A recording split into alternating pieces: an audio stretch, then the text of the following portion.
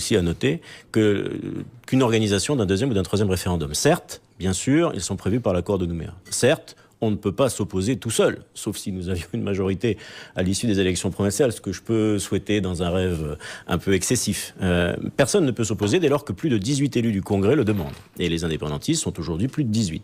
D'ailleurs, ils seront rejoints par l'Avenir en confiance, qui va aussi se précipiter pour demander ce référendum, en faisant croire, et c'est là où le mensonge est terrible, que ce deuxième référendum va s'organiser très rapidement. Mais ça, c'est impossible.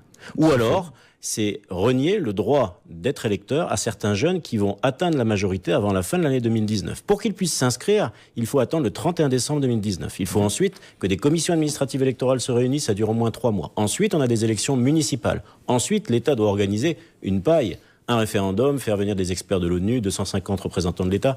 Tout ça n'amènera à rien gagner en temps. Ce sera en 2020, comme c'était le cas en 2018, en fin d'année. Et ce sera la même chose pour le troisième référendum. Conséquence, on aura, je ne suis pas d'accord avec M. Sacco bien sûr, le même résultat, garanti, peut-être même un peu plus pour la sensibilité non indépendantiste où l'abstention a été plus forte, mais surtout, ce qu'on aura, c'est pendant 2 ou 4 ans, un attentisme économique, je le redis tout à l'heure. Et ce choc de confiance provoqué par 2 référendums, ça va être un choc de défiance, et c'est sûr et certain. C'est déjà le cas aujourd'hui, avant le premier référendum, et même depuis ce premier référendum, où il y a un peu de schizophrénie en Calédonie, où ceux qui ont gagné ont l'impression d'avoir perdu, et ceux qui l'ont perdu ont l'impression d'avoir gagné. On a déjà constaté des gens qui sont sur un réflexe d'attente. Si on ouvre un corridor, un couloir de 4 années, pendant lesquelles, certes, bien sûr, on va faire campagne, certes, bien sûr, on va faire oui, non, non, oui, c'est-à-dire on va s'opposer et on va opposer les Calédoniens, ben nous, notre proposition, c'est pas 2 référendums d'avenir opposés.